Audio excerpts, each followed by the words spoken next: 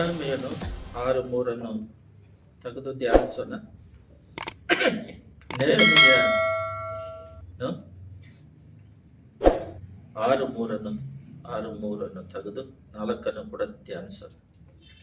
ಅವರು ನನಗೆ ಕೇಡು ಬಗೆಯುವವರು ಎಂದು ತಿಳಿದು ನಾನು ದೂತರ ಮುಖಾಂತರವಾಗಿ ಅವರಿಗೆ, ನನಗೆ ದೊಡ್ಡ ಜಂಬಾರ ಉಂಟು, ಅದನ್ನು ಬಿಟ್ಟು ನಿಮ್ಮ ಬಳಿಗೆ ಬಂದರೆ ಕೆಲಸವು ನಿಂತು ಹೋಗುವುದು, ನಾನು ಬರಲಾರನು ಎಂದು ಹೇಳಿ ಕಳಿಸಿದೆನು. ಅವರು 4 ಸಾರಿ ನನಗೆ ಅದೇ ಪ್ರಕಾರ ಹೇಳಿ ಕಳಿಸಿದರು, ನಾನು ಅದೇ ಉತ್ತರ ಕೊಟ್ಟೆನು. ಪ್ರಾರ್ಥನೆ ಮಾಡೋಣ. ಸ್ತುತಿ ಮಧ್ಯದಲ್ಲಿ ವಾಸ ಮಾಡುವ ತಂದೆಯೇ, ನಿನ್ನ ವಾಕ್ಯ ಯೇಸುವೇ ಸತ್ಯವಾದದ್ದು, ಸತ್ಯವನ್ನು ಅರಿರಿ ಸತ್ಯ ಬಿಡುಗಡೆ ಮಾಡುತ್ತ ತಿಳಿದ ಪ್ರಕಾರವಾಗಿ ನಿಮ್ಮ ಸತ್ಯಗಳು ನಮ್ಮ ಹೃದಯಾಂತರಾಳದಲ್ಲಿ ಪ್ರವೇಶಿಸಿ ಅಜ್ಞಾನಗಳಿಂದ, ಶಾಪ ಪಾಪಗಳಿಂದ ಬಿಡುಗಡೆ ಮಾಡಿ ನಿನ್ನ ವಾಕ್ಯವನ್ನು ಹೃದಯದಲ್ಲಿ ಭದ್ರವಾಗಿಟ್ಟುಕೊಂಡು ಅದು ಬೆಳಕಾಗಿ ಅಪ್ಪ ನಮ್ಮ ಜೀವನಕ್ಕೆ, ಕುಟುಂಬಕ್ಕೆ, ಲೋಕಕ್ಕೆ ಅದರ ಮೂಲಕ ಪ್ರಕಾಶಿಸಲು, ಅದನ್ನು ಸ್ವೀಕರಿಸಿ ಅದರ ಪ್ರಕಾರ ನಡೆಯೋದಕ್ಕೆ ಪರಿಶುದ್ಧಾತ್ಮನು ಸಹಾಯ ಮಾಡಬೇಕಾಗಿ ಯೇಸುವಿನ ನಾಮದಲ್ಲಿ ಬೇಡಿದ್ದೇವೆ ತಂದೆಯೇ, ಆಮೆನ್. ಇಲ್ಲಿ ನಿಮಗೆಲ್ಲರಿಗೂ ಗೊತ್ತಿದೆ, ಬಾಬಿಲೋನ್ ಇಂದ ಬಂದ ನೆಬೂಕದ್ನೆಚ್ಚರರು ಸಾಲಮೋನ್ ಕಟ್ಟಿದ ದೇವಸ್ಥಾನವನ್ನೆಲ್ಲ ಹೊಡೆದಾಕಿ ಜನಗಳನ್ನೆಲ್ಲ ಸುಟ್ಟಾಕಿ ಅಲ್ಲಿ ಜನಗಳೆಲ್ಲ ಗುಲಾಮರಾಗಿ ಕರ್ಕೊಂಡು ಹೋಗ್ತಾರೆ. ಅಲ್ಲಿ ಇರ್ತಾರೆ. ಅಲ್ಲಿ ಇರ್ಬೇಕಾರೆ ಅಲ್ಲಿ ದೇವರು ಇದು 6:3-4 ಸಂಬಂಧ ಇರುವ 2 ತೆಗೆದು ಹೋದ್ರಿ. ಇಲ್ಲಿದೆ ನೋಡ್ರಿ, 1 ತೆಗಿರಿ. ನೆಹೆಮೀಯನು 1:4 ತೆಗೆದು ಧ್ಯಾನಿಸ್ರಿ. ನಾನು ಈ ವರ್ತಮಾನವನ್ನು ಕೇಳಿದಾಗ, ಇಲ್ಲಿದೆ ನೋಡ್ರಿ 3ರಲ್ಲಿ, ಅವರು ನನಗೆ ಸೆರೆಯೊಳಗೆ ತಪ್ಪಿಸಿಕೊಂಡು ಸಂಸಾರದಲ್ಲಿ ವಾಸುತ್ತಿರುವವರು ಮಹಾ ಕಷ್ಟ ನಿಂದನೆಗಳಿಗೆ ಒಳಗಾಗಿದ್ದಾರೆ. ಯೆರೂಸಲೇಮಿನ ಪಾಳೆಗೋಡೆಯು ಕೆಡಲ್ಪಟ್ಟಿರುತ್ತದೆ, ಅದರ ಬಾಗಿಲುಗಳು ಬೆಂಕಿಯಿಂದ ಸುಡಲ್ಪಟ್ಟಿದೆ ಎಂದು ಕೇಳಿದರು. ಅವರು ಹೇಳಿದ ತಕ್ಷಣ ಹೇಳಿದರು, ನಾನು ಈ ವರ್ತಮಾನವನ್ನು ಕೇಳಿದಾಗ ನೆಲದ ಮೇಲೆ ಕೂತುಕೊಂಡು ಅತ್ತೆನು.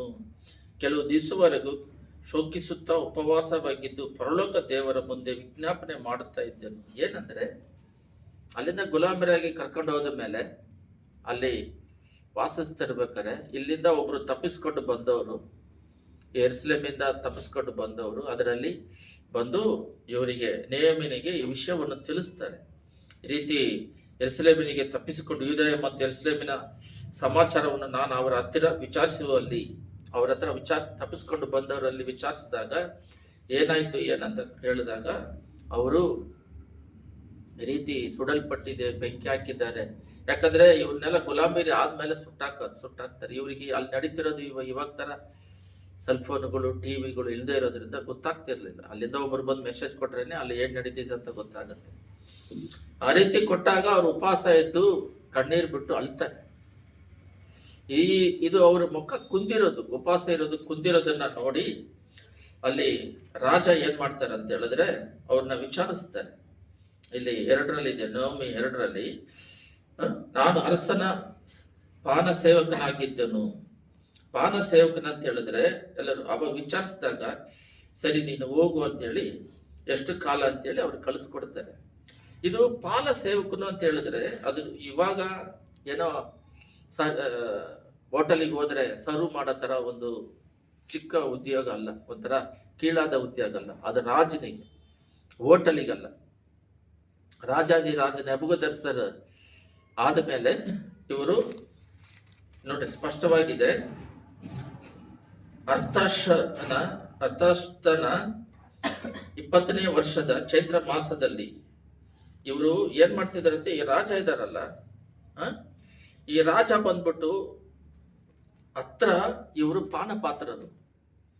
ಅಂದ್ರೆ ಇವರು ಹೇಳದೆ ಅವ್ರು ಊಟ ಮಾಡೋದಿಲ್ಲ, ಇವರ ಮೂಲಕ ಬಂದಿರೋದು ಮಾತ್ರ ಅವ್ರು ಊಟ ಮಾಡ್ತಾರೆ. ಅದು ಬೇರೆ ರೀತಿಯಲ್ಲಿ ಹೇಳ್ತಾರೆ. ಅವ್ರ ಊಟನ ಇವರು ಟೇಸ್ಟ್ ಮಾಡಿ ನೋಡಿ, ಇವರು ಸಾಯ್ತಾರ ಇಲ್ಲ ನೋಡ್ಬಿಟ್ಟು ಅದನ್ನ ಅವ್ರು ಊಟ ಮಾಡಬೇಕು.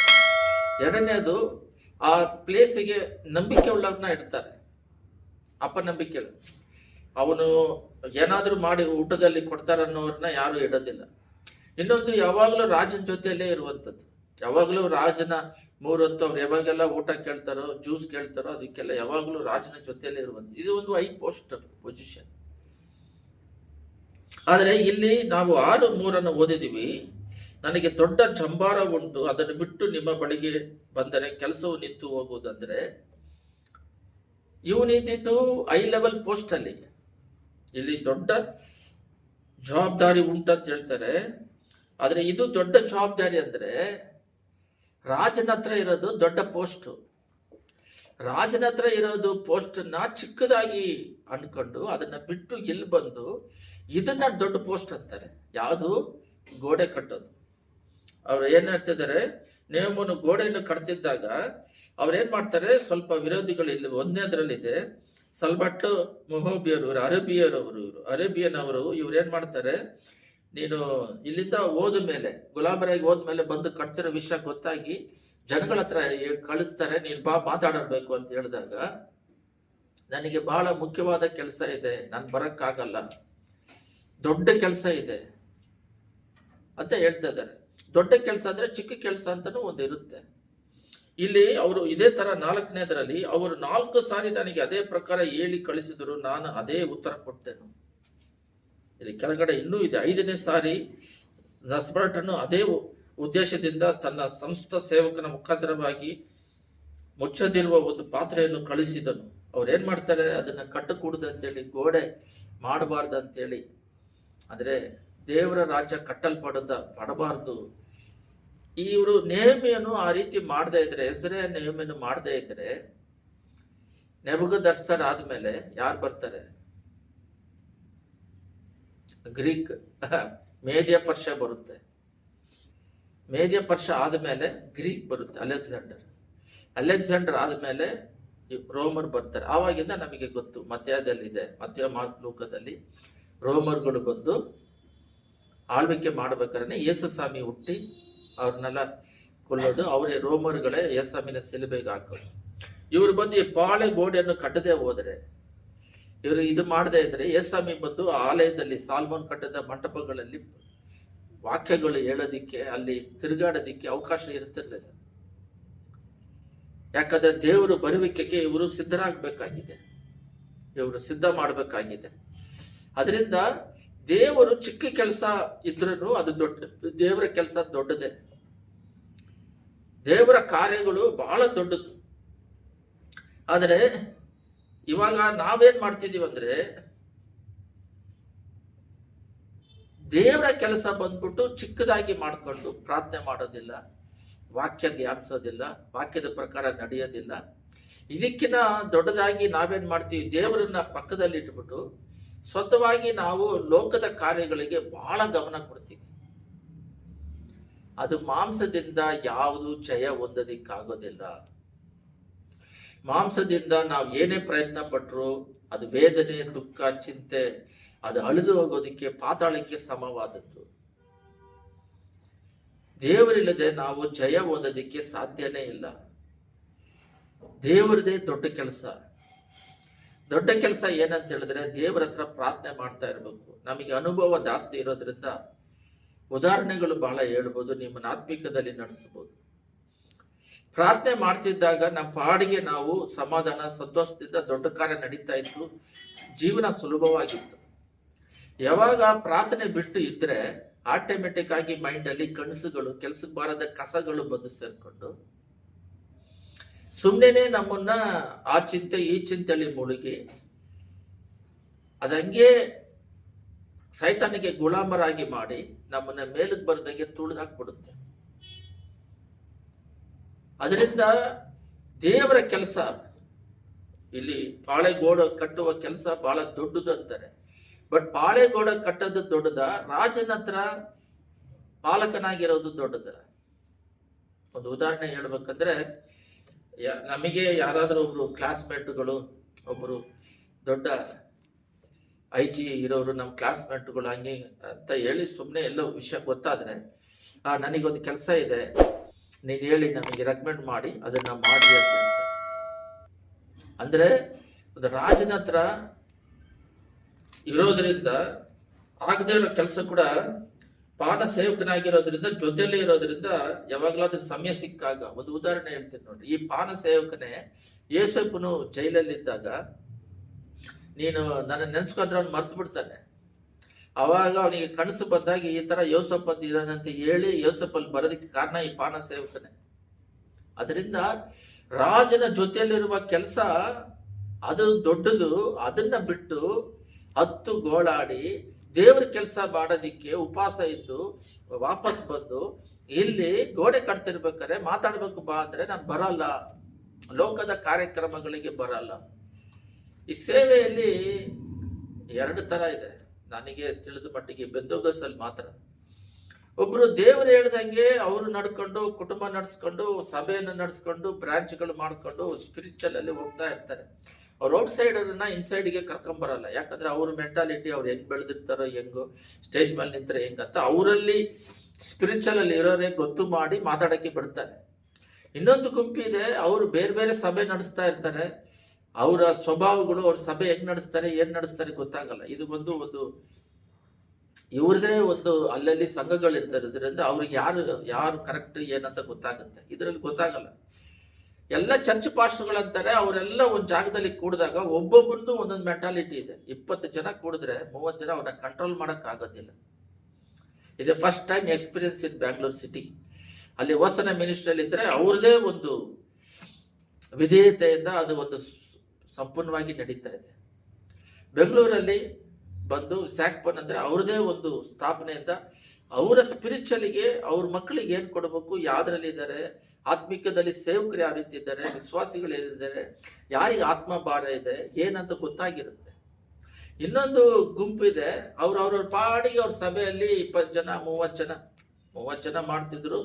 ಅದು ದೇವರ ದೃಷ್ಟಿಯಲ್ಲಿ ಸೇವೆನೇ. ಆಡಂಬರವಾದ ಡ್ರೆಸ್ಸು, ಬಹಳ ಜನ ಬರೋದು, ಅದು ಪರಲೋಕದಲ್ಲ. ಎಲ್ಲರೂ ಪರಲೋಕ ರಾಜ್ಯಕ್ಕೆ ಹೋಗ್ತಾರ ಅಂತ ಲೆಕ್ಕ ಬೇಕಾಗುತ್ತೆ. ಬಟ್ ನಾನು ಅದ್ರ ಬಗ್ಗೆ ಮಾತಾಡ್ತಿಲ್ಲ. ಈ ಸೇವಕರುಗಳೆಲ್ಲ ಒಟ್ಟಿಗೆ ಕೂಡಿದಾಗ ಅವರ ಸ್ವಭಾವಗಳು ನೋಡಿದ್ರೆ ವಿಚಿತ್ರವಾಗಿದೆ. ಒಬ್ಬ ಅವನ ಮೇಲೆ ಮಾತಾಡೋದು, ಒಬ್ರು ಇವ್ರ ಮೇಲೆ ಮಾತಾಡೋದು, ಇದು ಪೊಲಿಟಿಕಲ್ ಬಗ್ಗೆ ಮಾತಾಡೋದು, ರಿಯಲ್ ಎಸ್ಟೇಟ್ಗಳ ಬಗ್ಗೆ ಮಾತಾಡೋದು, ಆತ್ಮಿಕದಲ್ಲಿ ಬೆಳೆಯೋದ್ರ ಬಗ್ಗೆ. ಯಾಕೆ ಹೆಂಗಿದ್ದಾರೆ ಅಂತ ನೋಡಿದ್ರೆ ಅವರ ಜೊತೆಯಲ್ಲಿ ನಾವು ಪಳಗದೆ ಇರೋದು. ಇಲ್ಲೇನ್ ಹೇಳ್ತಾರಂದ್ರೆ, ಮಾತಾಡಕ್ಕೆ ಬಾ ಅಂತ ಹೇಳಿದಾಗ ನಾನು ಅವ್ನು ಬರೋದಿಲ್ಲ ಅಂತಾರೆ. ನಾವು ಹೋಗ್ಬಾರ್ದು. ಒಂದು ಗ್ರಾಮದಲ್ಲಿ ನಡೆದಿರೋ ಘಟನೆ, ಏಸನ್ನ ಬಂದ್ಬಿಟ್ಟು ಒಂದು ಗ್ರಾಮಕ್ಕೆ ಹೋದಾಗ ಅಲ್ಲಿ ಅವ್ರು ಹೇಳಿದ್ರಂತೆ, ನಮ್ಮ ಕುಟುಂಬ ಪಕ್ಕದ ಊರಲ್ಲಿ ದೇವ್ರು ನಂಬ್ಕೊಂಡಿರೋರು ಇದ್ದಾರೆ, ನಮ್ಮೂರಲ್ಲಿ ನಾವೇ ಫಸ್ಟ್ ನಂಬ್ಕೊಂಡಿದ್ದು. ಅದರಿಂದ ನಮ್ಮನ್ನ ಊರು ಬಿಟ್ಟು ಆಚೆ ಇಟ್ಟಿದ್ದಾರೆ. ನೀರು ಆಗಲಿ, ಅಂಗಡಿ ಆಗಲಿ ಏನು ಅಲ್ಲಿ ಹೋಗ್ಬಾರ್ದು. ನಾವು ನಮ್ಮ ತೋಟದಲ್ಲಿ ಮನೆ ಮಾಡ್ಕೊಂಡು ಒಬ್ಬರೇ ಇದ್ದೀವಿ. ನೀರಿಗೆ ಕಷ್ಟ ಅಂತ ನಾವೇ ಸ್ವಲ್ಪ ಬಾವಿ ತೋಡ್ಕೊಂಡು ಅಲ್ಲಿ ವಾಸ ಇದ್ದೀವಿ ಅಂತ ಹೇಳಿದಾಗ 2000 ಆದ್ಮೇಲೆ ಬಾವಿ ನೀರು ಒಳಗೋಯ್ತು. 2000 ಹಿಂದ್ಗಡೆ ಎಲ್ಲ 92 ಅಲ್ಲೆಲ್ಲ ನೀರು ಮೇಲೇನೆ 40 ಅಡಿ 50 ಅಡಿ ಎಲ್ಲ ಬಾವಿಯಲ್ಲಿ ನೀರು ಸೇರ್ತಾ ಇತ್ತು, ಬೋರಿಂದ ನೀರು ಬರ್ತಾ ಇತ್ತು. ಆ ರೀತಿ ಅವ್ರು ಹೇಳಿದಾಗ ಆ ಸೇವಕರು ಹೇಳಿದ್ರಂತೆ, ಅವರು ನಿನ್ನನ್ನ ದೂರ ಇಟ್ಟಿಲ್ಲ, ನೀನು ಅವ್ರನ್ನ ದೂರ ಇಟ್ಟಿದೀಯ. ಯಾಕಂದ್ರೆ ನೀನು ಅವ್ರ ಜೊತೆ ಮಿಕ್ಸ್ ಆಗ್ಬಾರ್ದು. ಯಾಕಂದ್ರೆ ಆಬ್ರಾಮನ್ನ ಸಪ್ರೇಟ್ ಆಗಿ ತಂದ್ರು. ಕಾರಣ ಏನಂದ್ರೆ ಅವ್ರ ಜೊತೆ ನೀನು ಮಿಕ್ಸ್ ಆಗಿದ್ರೇನೆ ಯೇಸು ಸ್ವಾಮಿ ಹುಟ್ಟಬೇಕು. ಐಕ್ತ ದೇಶದಲ್ಲಿ ಇವರು ಅಲ್ಲಿ ಪಾಪದಲ್ಲಿ ಇವರು ಪರಿಶುದ್ಧವಂತರು ಮಿಕ್ಸ್ ಆಗಿರ್ತಾರೆ. ಅವ್ರನ್ನ ಹೊರಗಡೆ ತರಿಸಿ ಮುಂಚೆ ಮಾಡಿಸಿ. ಯಾಕೆ ಮುಂಚೆ ಮಾಡಿಸ್ತಾರಂದ್ರೆ, ಗಂಡಸರಿಗೆ ಮಾತ್ರ ಯೂರಿನ್ ಮಾಡೋ ಪಾರ್ಟ್ಸ್ ಮುಂದ್ಗಡೆ ಕಟ್ ಮಾಡ್ಬೇಕು. ಯಾಕೆ? ರಕ್ತ. ಯಾಕೆ ಅಂದ್ರೆ ಅಷ್ಟು ಪರಿಶುದ್ಧತೆ, ಅಷ್ಟು ವೈರಾಗ್ಯ. ಅನ್ಯರುಗಳು ಯಾರು ಹೆಣ್ಣು ತಗೋಬಾರ್ದು. ಹೊಸ ಒಡಂಬಡಿಕೆಯಲ್ಲಿ ಹೋಲಿ ಸ್ಪಿರಿಟ್, ಹಳೆ ಒಡಂಬಡಿಕೆಯಲ್ಲಿ ಆ ವಿಗ್ರಹಗಳು ನಿಮ್ಮ ಒಳಗಡೆ ಬರಬಾರ್ದು. ಸಾಲಮೋನ ತಂದ ಹಾಳಾಗುವುದ. ಆ ರೀತಿಯಾಗಿ ಅವ್ರ ಜೊತೆ ಪಳಗೋದಿಕ್ಕೆ ನಾನು ಬರೋದಿಲ್ಲ. ದೇವರ ಕೆಲಸನೇ ಮುಖ್ಯ. ಯಾರೆಲ್ಲ ಪರ್ಸನಲ್ ಆಗಿ ದೇವ್ರ ಜೊತೆ ಐಕ್ಯತೆ ಇಟ್ಕೊಂಡು ಜಾಸ್ತಿ ಪ್ರಾರ್ಥನೆಯಲ್ಲಿ ವಾಕ್ಯದಲ್ಲಿ ನೋಡ್ರಿ, ಉಪವಾಸ ಇದ್ದು ಪ್ರಾರ್ಥನೆ ಮಾಡಿ ಅವರು ಪರ್ಮಿಷನ್ ಕೊಟ್ಟು ರಾಜನ ಹತ್ರ ಪರ್ಮಿಷನ್ ತಗೊಂಡು ಮತ್ತೆ ಯಾವಾಗ ಬರ್ತೀಯ ಅಂತ ಪರ್ಮಿಷನ್ ತಗೊಂಡು ಇಲ್ಲಿ ಬಂದು ಗೋಡೆ ಕಟ್ತಾ ಇದ್ದಾರೆ. ಗೋಡೆ ಕಟ್ಟೋದು ದೊಡ್ಡ ಕೆಲಸ ಅಂತ ಹೇಳ್ತಾರೆ. ಬಟ್ ರಾಜನ ಜೊತೆಯಲ್ಲಿ ಇದ್ದಿದ್ದು ಅದು ದೊಡ್ಡ ಕೆಲಸ ಅಂದ್ರೆ ಯಾಕೆ ಬಿಟ್ಟು ಬರ್ತಾ ಇದ್ರು?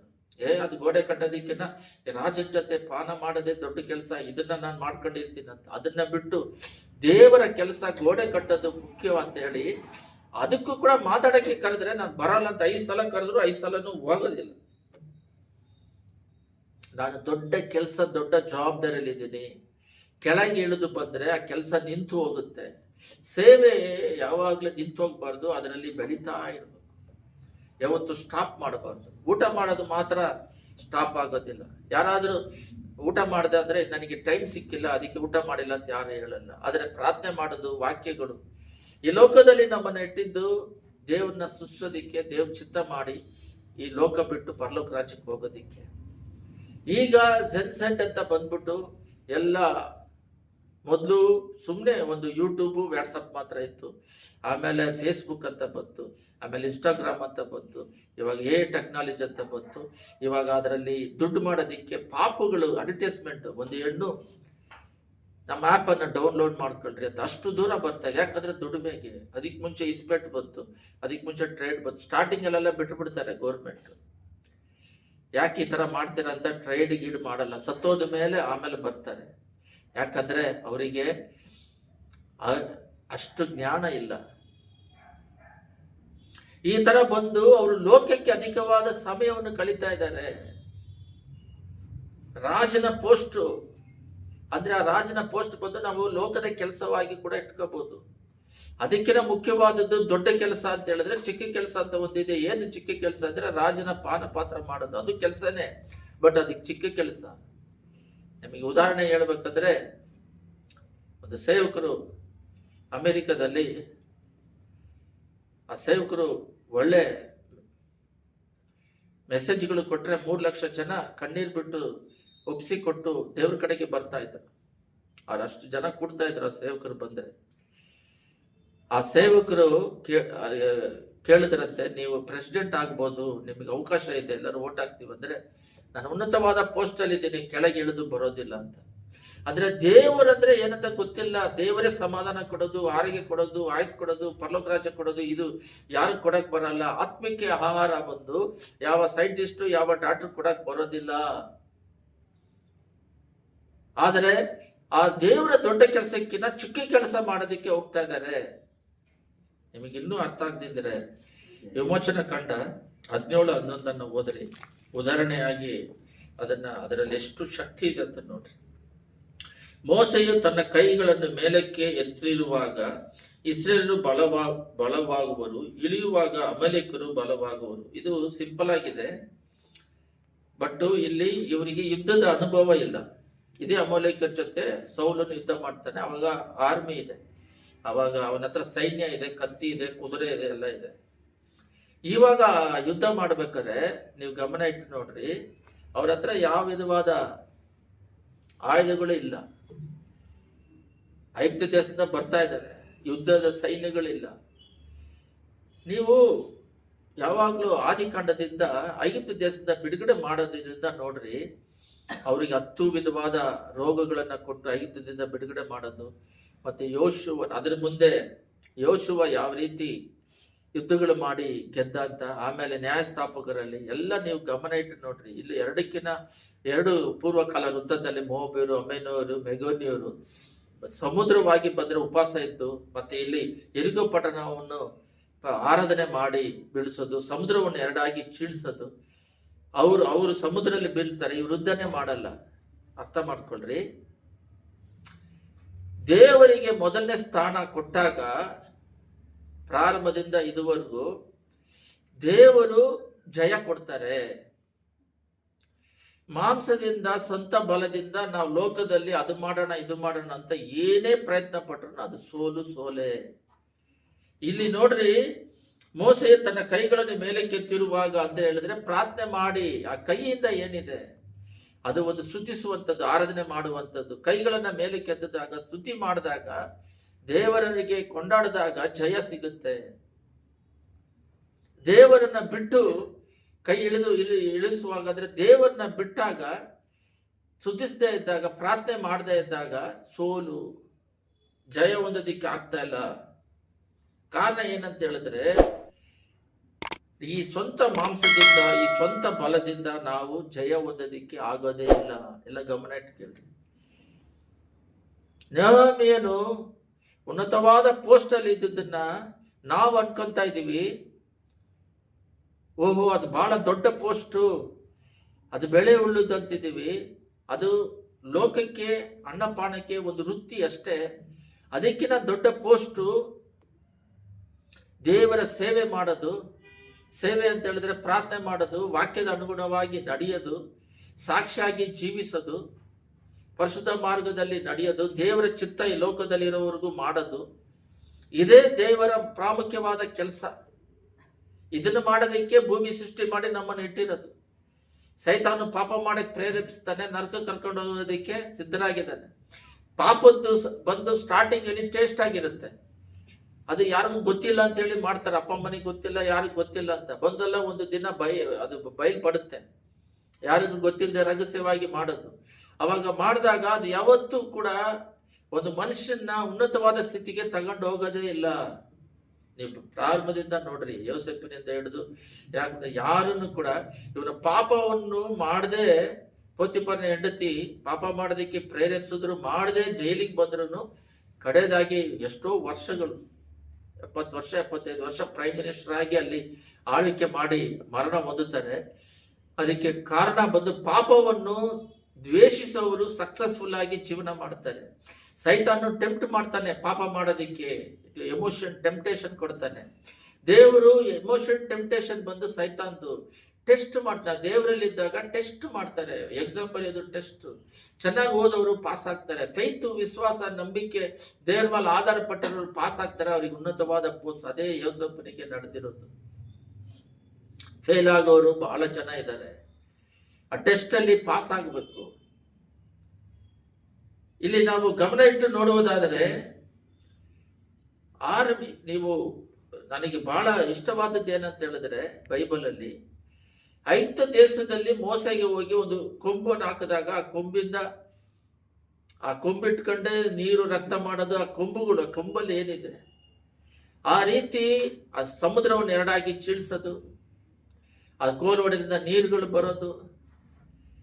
ಏನು ಅದು ಆ ಕೊಂಬಂತ ಏನಿಲ್ಲ, ದೇವರು ಅವ್ರ ಜೊತೆಯಲ್ಲಿರೋದ್ರಿಂದ, ದೇವರ ಅವರ ಸಂಗಡ ಇರೋದ್ರಿಂದ ಅವರು ದೊಡ್ಡ ದೊಡ್ಡ ಆರ್ಮಿಗಳು ಇಟ್ಟಿರ್ತಾರೆ. ನಿಮಗೆಲ್ಲ ಗೊತ್ತು, ಗಿದ್ಯೋನ್ ಕತೆ ಎಲ್ಲ ಗೊತ್ತು ನಿಮಗೆ. 300 ಜನ ಇಟ್ಕೊಂಡಿದ್ದಾರೆ. ಅವ್ರು ನೋಡಿದ್ರೆ 1,00,000 ಜನ ಇರ್ತಾರೆ. ನೀವು ಚೆನ್ನಾಗಿ ಓದ್ರಿ. ಒಂದ್ಸಲ ಊಟ ಇಲ್ಲ, ಊಟನೇ ಇಲ್ಲ, ಮಕ್ಕಳನ್ನ ತಿಂತಾ ಇದ್ದಾರೆ. ಆ ಸಮಯದಲ್ಲಿ ನಾಳೆ ಎಷ್ಟೊತ್ತಿಗೆ ಆಕಾಶದಿಂದ ನಿಮಗೆ ಬೆಳಿಗ್ಗೆ ಅಷ್ಟೊತ್ತಿಗೆ ನಿಮಗೆ ರವೆ ಗೋಧಿ ಹಿಟ್ಟು ಎಲ್ಲ ಸಿಗುತ್ತೆ, ರವೆ ಗೋಧಿ ಎಲ್ಲ ಸಿಗುತ್ತೆ ಅಂತ ಹೇಳ್ತಾನೆ. ಅದಕ್ಕೆ ಒಬ್ಬ ಹೇಳ್ತಾನೆ, ಅದು ಆಕಾಶ ತಿರಲ್ಪಟ್ರೆ ಆಗಲ್ಲ ಅಂತಾನೆ. ನೀನು ವಿಶ್ವಾಸ ಇಲ್ಲದೆ ಇರೋದ್ರಿಂದ ನೀನು ಅದನ್ನ ನೋಡ್ತೀಯ, ಆದ್ರೆ ಎಷ್ಟು ಫೇತ್ ನೋಡ್ರಿ. ಬರೀ ದೇವರಲ್ಲಿದ್ದು, ದೇವರ ಮಾತಿನಲ್ಲಿ, ದೇವರ ಬಲದಿಂದನೇ ಎಲ್ಲವನ್ನು ಜಯ ಹೊಂದುತ್ತಾ ಇದ್ದಾನೆ. ಅದೇ ರೀತಿ ಬೆಳಗಿನ ಚಾವದಲ್ಲಿ ಅದೆಲ್ಲ ಸಿಗುತ್ತೆ. ಬಟ್ ಇವನು ರಾಜನ ಜೊತೆಯಲ್ಲಿದ್ದ ಸೇವಕನು ಹೇಳಿದಾಗೆ ಅದನ್ನ ನೋಡ್ತಾನೆ, ಅದನ್ನ ತುಳಿಯಲ್ಪಟ್ಟು ಸತ್ತೋಗ್ತಾನೆ. ಅವತ್ತಿಗೆ ಎಲ್ಲ ಸಿಗುತ್ತೆ. ಅರ್ಥ ಆಗ್ತಾ ಇದೆ ಮೆಸೇಜ್? ದೇವರು ನಮ್ಮ ಜೊತೆಯಲ್ಲಿದ್ರೆ, ಪ್ರಾರ್ಥನೆ ವಾಕ್ಯದ ಬಲದಲ್ಲಿದ್ರೆ, ಲೋಕ ಬಂದ್ಬಿಟ್ಟು, ನಾನು 98ರಲ್ಲಿ ಪ್ರಸಂಗ ಮಾಡಿದ್ದೀನಿ, ಅದು ಇವಾಗ ಜ್ಞಾಪಕ ಬರ್ತದೆ. ಏನಂತ ಹೇಳಿದ್ರೆ, ನಾವು ಮೈಂಡಲ್ಲಿ ಸಮಸ್ಯೆ ಅಂದ್ರೇನೆ ಸೈತಾನು. ಭಯ, ವೇದನೆ, ಕೋಪ, ಆವೇಶ, ಅಜ್ಞಾನ ಇವೆಲ್ಲ ಸೈತಾನ್ದೆ. ಏನೋ ಒಂದು ಚಿಕ್ಕ ಸಮಸ್ಯೆ ಬಂದು ಸಮಸ್ಯೆ ಅಂತ ಅನ್ಕೊಂಡು ಹೋಗ್ತಾ ಇದ್ರೆ ಅದು ಮೇಲಕ್ಕೆ ಹೋಗ್ತಾ ಇರುತ್ತೆ. ನಮ್ಮ ಹೃದಯದಲ್ಲಿ ಆ ಸಮಸ್ಯೆ ದೊಡ್ಡ ಬೆಟ್ಟವಾಗಿ ಬಂದು ನಿಂತು ಬಿಡುತ್ತೆ. ಅದನ್ನ ಸಾಲ್ವ್ ಮಾಡೋಕ್ಕಾಗದಂಗೆ ನಿಂತು ಬಿಡುತ್ತೆ. ಇನ್ನೇನು ಮಾಡೋಕ್ಕಾಗಲ್ಲ ಅಂತ ಹೇಳಿ ನಿಂತು ಬಿಡುತ್ತೆ. ಬಟ್ ಆ ದೇವರನ್ನ ಸುತಿಸಿ ದೇವರ ಹೃದಯದಲ್ಲಿ ಇಟ್ಕೊಂಡು ಆ ಸಮಸ್ಯೆಗೆ ಮುಂದೆ, ಈ ದೇವರ ಮುಂದೆ ಆ ಸಮಸ್ಯೆ ಏನು ಅಂತ ಹೇಳಿದಾಗ, ಇದು ಸುತಿ ಮೇಲಕ್ಕೆ ಬರ್ತಾ ಸಮಸ್ಯೆ ಮಂಜಾಗಿ ಕರಗ್ಬಿಡುತ್ತೆ. ಗೋಲಿಯತನ್ನು ನೋಡಿ ಎಲ್ಲರೂ ಭಯಪಟ್ರು. ರಾಜ ಎಷ್ಟು ಯುದ್ಧ ಮಾಡಿದ್ದಾನೆ, ಸೌಲೇ ಭಯಪಡ್ತಾ ಇದ್ದಾನೆ, ಹೋಗ್ತಾಲೆ ಇದ್ದೀವಿ. ಜೊತೆಗಿರೋ ಸೈನಿಕರು ಎಲ್ಲ ಎದುರ್ತಾರೆ. ಇದರಲ್ಲಿ ದೊಡ್ಡ ಕ್ರಿಯೇಟ್ ಏನಂದ್ರೆ, ದಾವೀದನ ಅಣ್ಣಂದಿರು ಸೈನ್ಯದಲ್ಲಿ ಎಷ್ಟು ಯುದ್ಧ ಮಾಡಿದಾರೆ ಅವರು ಎದುರ್ತಾ ಇದ್ದಾರೆ, ಇವನಿಗೆ ಹೆದರಿಕೆ ಇಲ್ಲ. ಕಾರಣ ಏನಂದ್ರೆ, ಇವನು ದೇವರಲ್ಲಿ ಇದ್ದ, ದೇವರ ಅಭಿಷೇಕ, ದೇವರ ಜೊತೆಯಲ್ಲಿ ಆಡಳ್ಕೊಂತ ಇದ್ದ. ಕೀರ್ತನೆಯಲ್ಲಿ ಬರೆದ ಆ ದೇವರ ಜೊತೆಯಲ್ಲಿ ಇರೋದ್ರಿಂದ ಲೋಕದಲ್ಲಿ ಬರುವ ಸಮಸ್ಯೆಗಳೆಲ್ಲ ಪೀಸ್ ಆಗಿ ಮಾಡಬಹುದು. ಲೋಕವನ್ನು ಜಯಿಸುವಂಥದ್ದು ನಂಬಿಕೆ ಅಂತ ಹೇಳ್ತದೆ. ಅದರಿಂದ ಲೋಕ ಕೆಲಸಕ್ಕಿಂತ ದೇವರ ಕೆಲಸ ಬಹಳ ದೊಡ್ಡದು. ಅದರಲ್ಲಿ ಬೆಳೀತಾ ಇರಬೇಕು. ಎಷ್ಟೋ ಜನಗಳು ದೊಡ್ಡ ದೊಡ್ಡ ಪೋಸ್ಟ್ ಅಲ್ಲಿ ಇರೋರೆಲ್ಲ ರಿಸೈನ್ ಮಾಡಿ ದೇವರ ಸೇವೆಗೆ ಬಂದಿದ್ದಾರೆ. ಒಂದು ನೇವಲ್ ಆಫೀಸರ್ ಅಂತೆ, ಜ್ಯಾಕ್ಪೋನ್ ಅಂತ, ಅವರು ಅದನ್ನ ಬಿಟ್ಟು ಸೇವೆಗೆ ಬಂದಿದ್ದಾರೆ. ಅಗಸ್ಟಿನ್ ಜೊಬಕುಮಾರ್ ಆ ಕಾಲದಲ್ಲೇ ಅವ್ರು ಇಂಜಿನಿಯರ್ ಮಾಡಿ, ಆ ಕಾಲದಲ್ಲಿ ಕಮ್ಮಿ 3 ಫೋನ್ಗಳು ಇಟ್ಕೊಂಡು ಒಂದು ಕಂಪ್ನಿಯಲ್ಲಿ ವರ್ಕ್ ಮಾಡ್ತಾ ಇದ್ದಾರೆ. ಅದನ್ನ ಬಿಟ್ಟು ಭಾಷೆ ಗೊತ್ತಿಲ್ಲದ ಊರು, ಬಿಹಾರ್ ಅಂದ್ರೆ ಏನು ಗೊತ್ತಿಲ್ಲ, ತಮಿಳ್ನಾಡು ಅವರಿಗೆ ಹಿಂದಿ ಗೊತ್ತಾಗಲ್ಲ, ಅಲ್ಲಿ ದೇವ್ರು ಹೇಳಿದ್ರಂತ ಹೋಗಿ ಒಂದು ದೊಡ್ಡ ಸೇವೆ ಮಾಡ್ತಿದ್ದಾರೆ. ಪೋಸ್ಟ್ ಅಲ್ಲಿ ಇರೋರು, ಒಳ್ಳೊಳ್ಳೆ ಪೋಸ್ಟ್. ಅವ್ರ ಮಗ PhD ಮಾಡಿ ಚೆನ್ನೈಲಿ, ಅವ್ರ ಹೆಂಡ್ತಿನೂ PhD ಮಾಡಿ ಚೆನ್ನೈಲಿ 4 ಲಕ್ಷ 3 ಲಕ್ಷ ಏನೋ 1 ಲಕ್ಷ ಕೂಡ ಇಟ್ಕೊಂಡು ಸಂಬಳ ಮಾಡ್ತಿದ್ರೆ, ಅವ್ರ ಡ್ಯಾಡಿಗೆ ಫೋನ್ ಮಾಡಿ ಏನೋ ಒಂಥರ ಬರಡಾಗಿದೆ ಹೃದಯದಲ್ಲಿ. ಬರೀ ಅಂದ್ರೆ ಗೊತ್ತಾಗತ್ತದು, ಸ್ಪಿರಿಚುವಲ್ ಎಲ್ಲರಿಗೂ ಗೊತ್ತಾಗುತ್ತೆ. ಯಾಕಂದ್ರೆ ನಾನು ಕೂಡ ಲೋಕಕ್ಕೆ ಕೆಲಸ ಮಾಡ್ತಿದ್ದಾಗ ಇದೇನು ಸುಮ್ಮನೆ ಲೋಕದ ಕೆಲಸ, ಏನೋ ಓಡಾಡ್ತೀವಿ, ಲೋಕದಲ್ಲಿ ದುಡ್ಡು ಬರುತ್ತೆ, ತಿಂತೀವಿ, ನಿದ್ದೆ ಮಾಡ್ತೀವಿ, ಇದೇನು ಒಂಥರ ಇದೆಯಲ್ಲ ಅಂತ. ಅದು ಸಮಾಧಾನ ತೃಪ್ತಿ ಕೊಡಲ್ಲ. ಯಾಕಂದ್ರೆ ಕರೆದಿರೋರು, ಅನಾಯಿಂಟಿಂಗ್ ಮಾಡಿರೋರು ಪ್ರತಿಯೊಬ್ಬರ ಮೇಲೆ, ನಿಮ್ಮೆಲ್ಲರ ಮೇಲೆ ದೇವರ ಚಿತ್ತ, ದೇವರ ಪ್ಲಾನ್ ಅಂತ ಒಂದಿರುತ್ತೆ. ನೀವು ಸುಮ್ಮನೆ ಯಾರು ದೇವ್ರು ನಂಬ್ಕೊಂಡಿಲ್ಲ, ಬಂದಿಲ್ಲ ಈ ಭೂಮಿಗೆ ವೇಸ್ಟ್ ಆಗಿ. ಎಲ್ಲರೂ ಮೇಲೇನೂ ಒಂದು ಪ್ಲಾನ್ ಇದೆ. ಅವ್ರ ಡ್ಯಾಡಿಗೆ ಹೇಳಿದ ತಕ್ಷಣ, ನಾನು ಇಷ್ಟು ಸಂಬಳ ಕೊಡೋಕ್ಕಾಗಲ್ಲಪ್ಪ, ಇದಕ್ಕೆ ಬಂದು ಅಲ್ಲಿ ಬಾಕ್ಸ್ಗಳು ತಗೊಂಡು ಗ್ರಾಮಗಳಲ್ಲಿ PhD ಓದಿ ಸಂಬಳ ತಗೊಂಡು 1 ವರ್ಷ ಕೆಲಸ ಮಾಡಿ ಬಿಟ್ಟು ಬಂದು ಸೇವೆ ಮಾಡು. ನನಗೆ ಗೊತ್ತಿರುವ ಇಲ್ಲಿ ಕೂಡ ಬಹಳ ಜನ ಇದ್ದಾರೆ. ಜೋಶ್ವಾ ಅಂತೇಳಿ ಬಯಕಾನಲ್ಲಿ ಒಂದು ಒಳ್ಳೆ ಸಂಬಳ, ಅದನ್ನ ಬಿಟ್ಟು ಸೇವೆಗೆ ಬಂದರು. ಯಾಕೆ ಅಂತ ಹೇಳಿದ್ರೆ, ಈ ಲೋಕ ಕೆಲಸ ಎಷ್ಟು ದೊಡ್ಡದಿದ್ರು ದೇವರ ಕೆಲಸ, ಲೋಕ ಕೆಲಸಕ್ಕಿಂತ ದೇವರ ಕೆಲಸ ದೊಡ್ಡದಂತೇಳಿ ಬಿಟ್ಟು ಬರ್ತಾರೆ. ಚಿತ್ತೂರಲ್ಲಿ ನಾವು ಸೇವೆ ಮಾಡ್ತಿದ್ದಾಗ ಇನ್ಸ್ಪೆಕ್ಟ್ರು ಜೀಪ್ಗೆ ಬರ್ತಿದ್ರು. ಸ್ವಲ್ಪ ದಿನದಲ್ಲಿ ಏನಾಯ್ತು, ಏನೆಲ್ಲ ರಿಸೈನ್ ಮಾಡಿ ಸೇವೆಗೆ ಹೋಗ್ಬಿಟ್ರು. ಅಲ್ಲಿ ಹೋಗಿ ನಮ್ಮ ಪಾಸ್ಟರ್ ಹೋಗಿ ನೋಡಿದಾಗ ಅಡಿಗೆ ಮಾಡ್ತಿದ್ದಾರೆ. ಸ್ಟಾರ್ಟಿಂಗ್ ಅಲ್ಲಿ ಟೆಸ್ಟ್ ಮಾಡ್ತಾರೆ, ತಗ್ಗಿಸ್ಕೋಬೇಕು ಅಂತೇಳಿ. ಆಡಂಬರ ಏಸನ್ನ ಬಂದ್ಬಿಟ್ಟು, ಈ ಆಡಂಬರನ್ನ ಈ ತುಳಿಯೋದಿಕ್ಕೆ ಚೆನ್ನಾಗಿ ಕಲ್ತಿದ್ರಂತವ್ರು. ಈ ಆಡಂಬರ ಜೀವಿತ, ಹಣ ವೇಸ್ಟ್ ಆಗಿ ಮಾಡ್ದಾಗೆ ಅದನ್ನ ಮಾತ್ರ ಹೆಂಗೆ ತುಳಿಸ್ಬೇಕು, ಅವರಲ್ಲಿರುವ ಟೀಮ್ನವರಿಗೆ, ಸೇವಕರಿಗೆ ಹೆಂಗೆ ಈ ಆಡಂಬರವಾದ ಜೀವಿತವನ್ನು ಹೆಂಗೆ ತುಳಿದು ಅದಕ್ಕೆ ಹೋಗದಾಗೆ ಯಾವ ರೀತಿ ದೇವರಿಗೋಸ್ಕರ ರಾತ್ರಿ ಹಗಲು ಕಷ್ಟಪಡ್ಬೇಕು ಅನ್ನೋದನ್ನ ಟ್ರೈನಿಂಗ್ ಮಾಡಿದ್ರು. ನನಗೆ ಮದುವೆ ಆದ ಹೊಸದರಲ್ಲಿ ಫ್ಯಾಮಿಲಿಯಲ್ಲಿ ಇದು ದೊಡ್ಡ ಇಶ್ಯೂ ಆಗಿ ಹೋಯಿತು. ಏನಂತ ಹೇಳಿದ್ರೆ, ದೇವರ ಸೇವೆ ಕಠಿಣವಾದದ್ದು. ಒಂದು ಉದಾಹರಣೆ ಹೇಳ್ತೀನಿ ನೋಡ್ರಿ. ಅವರು ಪ್ಲಾಸ್ಟಿಂಗ್ ಮಾಡ್ಬೇಕಂತಿದ್ರಂತ, ಅಲ್ಲಿ ಕೆಳಗಡೆ ಒಂದು ಅಂಡರ್ಗ್ರೌಂಡ್ ಅಲ್ಲಿ ಪ್ರೇಯರ್ ಅಂತ ಹೇಳಿ ಇಟ್ಕೊಂಡು ಅಲ್ಲೇ ಇದ್ದಿದ್ದವರು. ಪ್ರಪಂಚ ಪೂರ್ತಿ ಇಂಟರ್ನ್ಯಾಷನಲ್ ಸ್ಪೀಕರ್ ಅವರು. ಆದರೆ ಒಳಗಡೆ ಹೋಗಿ ನೋಡಿದ್ರೆ ಪ್ಲಾಸ್ಟಿಕ್ ಮಾಡಿಲ್ಲಂತೆ. ಯಾಕೆ ಮಾಡಿಲ್ಲ ಅಂದ್ರೆ, ಸಾಯೋವರೆಗೂ ಅದು ಹಂಗೆ ಇರ್ತಂತೆ. ಪ್ಲಾಸ್ಟಿಕ್ ಮಾಡಕ್ಕೆ ಆಸೆ ಪಟ್ಟಾಗ ಸಿಕ್ಕಿಲ್ಲಂತೆ. ಸರಿ, ದೇವರು ಸಹಾಯ ಮಾಡಿಲ್ಲ, ನಾವು ಇದರಲ್ಲೇ ಇರ್ಬೇಕಂತೇಳಿ ಅದರಲ್ಲೇ ಇದ್ದು ಪ್ರಾಣ ಕಳ್ಕೊಂಡ್ರು. ಆದರೆ ಅವ್ರದ್ದು ಜಾಗಗಳು, ಅವರು ಚರ್ಚ್ ಕಟ್ಟಿರೋವೆಲ್ಲ, ಅವ್ರ ದುಡ್ಡಿನ ಬಗ್ಗೆ ಲೆಕ್ಕ ಇಲ್ಲ. ಅಲ್ಲಿ ದುಡ್ಡೇ ಮಾತಾಡಲ್ಲ, ದುಡ್ಡೇ ಬರಲ್ಲ. ಸಾಯ ಸಮಯದಲ್ಲೂ ಕೂಡ ಆ ಸ್ಪಿರಿಚುವಲ್ ಅಲ್ಲಿ ಅವ್ರು ಹೇಳಿದ್ರಂತೆ, ಒಂದು ದೇವ್ರ ಅವಕಾಶ ಕೊಟ್ರೆ ಇಂಡಿಯಾನ ಊಪು ತಾನು ಇಂಡಿಯಾನ ಶೇಕ್ ಮಾಡ್ತೀನಿ ಅಂತ ಹೇಳಿ. ಅಂದ್ರೆ ಆತ್ಮಗಳನ್ನು ಆದಾಯ ಮಾಡ್ಬೇಕು ಅನ್ನೋದೇ ಅವರಿಗೆ.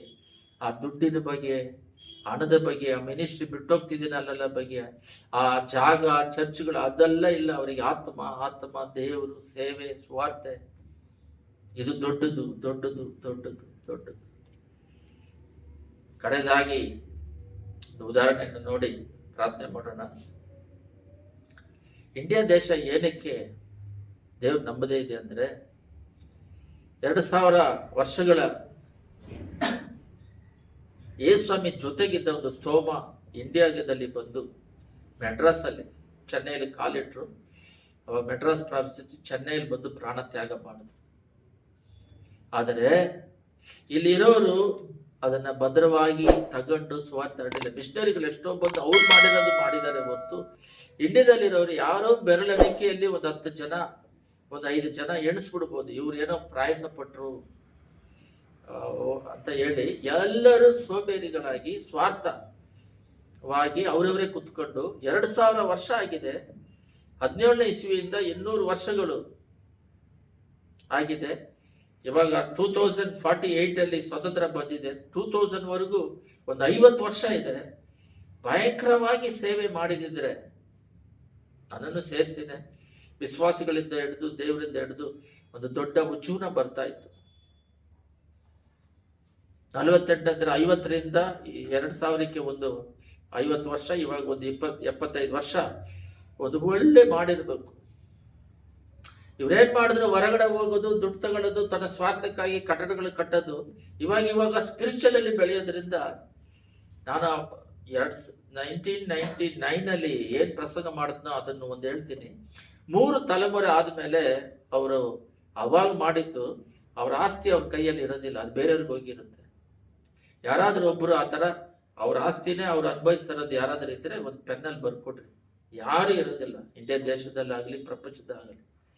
ಬಟ್ ಅದಕ್ಕಾಗಿ ವ್ಯರ್ಥವಾಗಿ ಪ್ರಯಾಸ ಪಡ್ತಾರೆ. ಇರೋದಕ್ಕೆ ಆ ಬೇಕಾಗಿರೋ ಟೈಮಿಗೆ ಬೇಕಾಗಿರೋ ಅವಶ್ಯಕತೆಗೆ ಪ್ರಾಮುಖ್ಯತೆ ಕೊಡ್ತಾರವರೆಗೂ ನಿತ್ಯ ಕಾಲ ಪರಲೋಕದಲ್ಲಿ ಇರುವಂಥದ್ದು. ಎಷ್ಟೋ ಜನ ಅಳೆದು ಹೋಗ್ತಿರೋದು. ದೇವರು ನಮ್ಮನ್ನು ಏನಕ್ಕೆ ಸೃಷ್ಟಿ ಮಾಡಿದ್ದಾರೆ, ಏನಕ್ಕೆ ಬಂದ್ವಿ, ಎಲ್ಲಿಗೆ ಹೋಗ್ತಾ ಇದ್ದೀವಿ, ನಮ್ಮ ಕೆಲಸ ಏನು? ನಮ್ಮ ಕೆಲಸ ನಾವು ದೇವರಲ್ಲಿ ಇದ್ದು ದೇವರು ಹೇಳ್ದಂಗೆ ನಡೆದು ಇತರನ್ನ ನರಕಕ್ಕೆ ಹೋಗ್ತಿರೋನ್ನ ಬಿಡುಗಡೆ ಮಾಡಿ ಪಾಪದ ಪರಲೋಕ ರಾಜ್ಯಕ್ಕೆ ನಡೆಸಬೇಕಾಗಿದೆ. ದೊಡ್ಡ ಕೆಲಸವಾಗಿದೆ. ಒಂದು ಆತ್ಮ ನರಕಕ್ಕೆ ಹೋಗೋದು ಬಹಳ ಪ್ರಾಬ್ಲಮ್. ಯೇಸ್ವಾಮಿ ಒಂದು ಆತ್ಮಕ್ಕೋಸ್ಕರ ಎಷ್ಟೋ ಕಿಲೋಮೀಟರ್ ನಡೆದು ಹೋಗಿ ಸ್ವಾರ್ಥ ಹೇಳಿದ್ರು. ಅದಕ್ಕಾಗಿ ಶಿಲುಬೆಯಲ್ಲಿ ಪ್ರಾಣ ತ್ಯಾಗ ಮಾಡಿದ್ರು. ಒಳ್ಳೆ ತಂದೆ ತಾಯಿ ಮಕ್ಕಳಿಗೋಸ್ಕರ ಕೊಡೋದೇ ಪ್ರಾಣ ಕೊಡೋದೇ ಕಷ್ಟ. ಒಂದು ಕೆಟ್ಟವರಿಗೆ ಎಲ್ಲ ಅವರೇ ಸೃಷ್ಟಿ ಮಾಡಿದ ಮನುಷ್ಯರು ಅವರೇ ಪಾಪದಲ್ಲಿದ್ದಾಗ ಹೋಗ್ಲಿ ಅಂತ ಬಿಡದ ಹಾಗೆ ರಕ್ತ ಸುರಿಸಿ ಎಷ್ಟು ಕೋಟಿ ಕಟ್ಲೆ ಜನಗಳು ಹೃದಯದ ಅಂತರಾಳದಲ್ಲಿ ಪಾಪದಿಂದ ಅರಿಕೆ ಮಾಡಿ ಬಿಡುಗಡೆ ಆಗ್ತಾರೆ. ಒಂದು ಉದಾಹರಣೆ ಹೇಳ್ತೀನಿ ನೋಡ್ರಿ, ಅದನ್ನೇ ಕಂಟಿನ್ಯೂ ಮಾಡ್ತೀನಿ. 2000 ವರ್ಷಗಳ ಮುಂಚೆ ತೋಮ ಇಲ್ಲಿ ಬಂದು ಪ್ರಾಣ ತ್ಯಾಗ ಮಾಡಿದ್ರು. ಅದೇ ರೀತಿ ಯೇಸು ಸ್ವಾಮಿ ಎಲ್ಲ ಕಡೆ ನೀವು ಗೂಗಲಲ್ಲಿ ಹೊಡೆದ್ರೆ ಅಮೆರಿಕದಿಂದ ಹಿಡಿದು ಆಸ್ಟ್ರೇಲಿಯಾ, ನಮ್ಮ ಇಂಡಿಯಾ ಕೆಳಗಡೆ ಇದೆ ಕ್ರಿಶ್ಚಿಯನ್ ಕಂಟ್ರಿ. ಅದು ಹೆಂಗೆ ಆಯ್ತು? ಆಸ್ಟ್ರೇಲಿಯಾ ಅಂದ್ರೆ ಅಲ್ಲಿ ಹೋಗಿ ಸುವಾರ್ತೆಗಳು ಹರಡಿದ್ರು, ಸುವಾರ್ತೆ ಬಿಚ್ಚಿದ್ರು, ಇಲ್ಲಿ ಹರಡಿದ್ರು. ಆದ್ಮೇಲೆ ಅವರು ಅದನ್ನ ತಗೊಂಡು ಓಡಬೇಕು.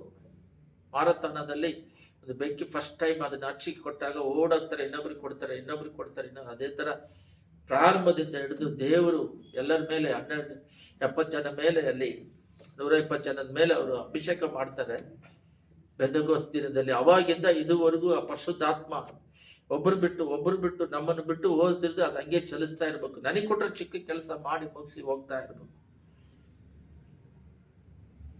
ದೊಡ್ಡ ಕೆಲಸ ಅಂತಿದೆ, ಚಿಕ್ಕ ಕೆಲಸ ಅಂತಿದೆ. ಲೋಕದಲ್ಲಿ ದೊಡ್ಡ ಕೆಲಸ ಅಂದ್ರೆ ಪ್ರೈಮ್ ಮಿನಿಸ್ಟರ್ ಅಂತಾರೆ, ದೊಡ್ಡ ಕೆಲಸ ಅಂದ್ರೆ ಚೀಫ್ ಮಿನಿಸ್ಟರ್ ಅಂತಾರೆ.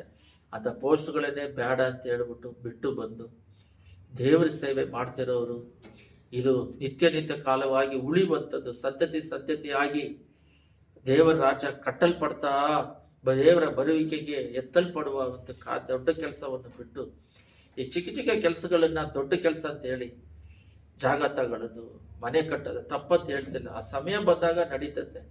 ಆತರ ಪಡೋದು, ದೇವರಿಗೆ ಯಾವಾಗಲೂ ಬಲವಂತ ಮಾಡಿ ಲೋಕ ಕೆಲಸಕ್ಕಾಗಿಯೇ ಬಲವಂತ ಮಾಡೋದು. ದೇವರು ಏನ್ ಹೇಳ್ತಾರೋ ಅದನ್ನ ನಾವು ಕೇಳಬೇಕು. ದೇವ್ರ ಚಿತ್ತ ಇದ್ರೆ ನಡೀದೇ ಇದ್ರೆ ಅಂದ್ರೆ ದೇವ್ರ ಚಿತ್ತ ಇಲ್ಲ ಅಂತ ಅರ್ಥ. ದೇವರ ಚಿತ್ತ ಮಾತ್ರ ನಮ್ಮ ಜೀವಿತದಲ್ಲಿ ನಡೀಲಿಕ್ಕೆ ಒಪ್ಪಿಸಿಕೊಡ್ಬೇಕು. ಮಾಂಸದಲ್ಲಿ ಸ್ವಂತ ಬಲದಲ್ಲಿ ಸಾಧನೆ ಮಾಡದಿರೋರು ಏನೇನು ಇಲ್ಲ. ಅಂತ ಮಾಡದಿರೋರು ಸಕ್ಸಸ್ ಆದವರು ಇಲ್ಲ. ಪ್ರಾರಂಭದಿಂದ ನೀವು ಮನೆಗೆ ಹೋಗಿ ಬೈಬಲ್ ತೆಗೆದು ಚೆನ್ನಾಗಿ ಧ್ಯಾನ ಮಾಡ್ರಿ. ಈ ವಾರ ಪೂರ್ತಿ ದೇವರ ಆದಿಕಾಂಡದಿಂದ ಪೂರ್ವಕಾಲ ವೃತ್ತಾಂತವರೆಗೂ ನೀವು ಧ್ಯಾನ ಮಾಡ್ರಿ. 2 ಕಿಂಗ್ಸ್ ಅರಸರುಗಳವರೆಗೂ ಧ್ಯಾನ ಮಾಡ್ರಿ. ದೇವರ ಜೊತೆಲಿ ಇದ್ದದ್ದು ಯುದ್ಧಗಳೆಲ್ಲ ಅವ್ರು ಕಲ್ಲುಗಳು ಮಲೆ ಹಾಕೋದು, ಬೆಂಕಿಗಳು ಹಾಕೋದು, ಅವರು ಯುದ್ಧ ಮಾಡೋದು. ಎಲಿಯನಿಗೆ ಹೇಳ್ತಾ ಇದ್ದಾರಂತೆ, ಅರಮ್ಯರು ಬಂದಾಗ ಎಲ್ಲೆಲ್ಲಿ ಅಡಗಿದಾರಂತ ಹೇಳ್ತಿದ್ರಂತೆ. ಈ ರೀತಿ ಕಾಪಾಡೋದು, ವಿಧಿವೆಗಳಿಟ್ಟು ಕಾಪಾಡೋದು ಹೆಂಗೋ ಕಾಪಾಡ್ತಾರೆ. ಆದರೆ ಮುಖ್ಯವಾಗಿ ಇರೋದು, ಎಲ್ಲ ಗಮನ ಇಟ್ಟು ಕೇಳ್ರಿ, ಮುಖ್ಯವಾಗಿ ಇರೋದು ದೇವರ ಕೆಲಸವನ್ನು. ಎಲೀಷನ ಬಗ್ಗೆ ಹೇಳ್ಬೇಕಂದ್ರೆ, ಅವನು ದೊಡ್ಡ ರಾಜನಿಗೆ ನೆಕ್ಸ್ಟ್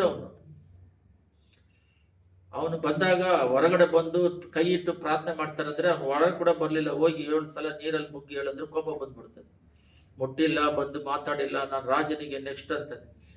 ನಿನಕಿನ ದೊಡ್ಡವನು, ಅಷ್ಟು ಸ್ಥಾನ, ದೇವರ ಸ್ಥಾನ, ದೊಡ್ಡ ಕೆಲಸ. ಅವಾಗ ಹೇಳ್ತಾರ, ದೊಡ್ಡ ಕೆಲಸ ಮಾಡಿದ್ರೆ ಸೇವಕ ಹೇಳಿದ ತಕ್ಷಣ, ಮುಳುಗಿದ ತಕ್ಷಣ ನನಗೆ ಸ್ವಸ್ಥತೆ ಆಗುತ್ತೆ, ದುಡ್ಡು ಕೊಡಕ್ ಬಂದ್ರೆ ಬೇಡ ಅಂತಾನೆ. ಯಾಕಂದ್ರೆ ಅಣ್ಣೀರು ದೇವ್ರು ನಂಬುದರ ಹತ್ರ ತಗೋಬೇಕು, ಅಣ್ಣೀರ ಹತ್ರ ತಗೋಬಾರ್ದು. ಹೊಸದಾಗಿ ತಗೊಂಡ್ರೆ ಅದು ದೇವ್ರ ಮೇಲಿರುವ ಪ್ರೀತಿ, ದೇವ್ರ ಮೇಲಿರುವ ಶಕ್ತಿ ಹೊರಟೋಗುತ್ತೆ. ಆಮೇಲೆ ರಕ್ಷಣೆ ಹೊಂದಿ ದೇವರಲ್ಲಿ ನಂಬಿ ಅದು ಬೇರೆ.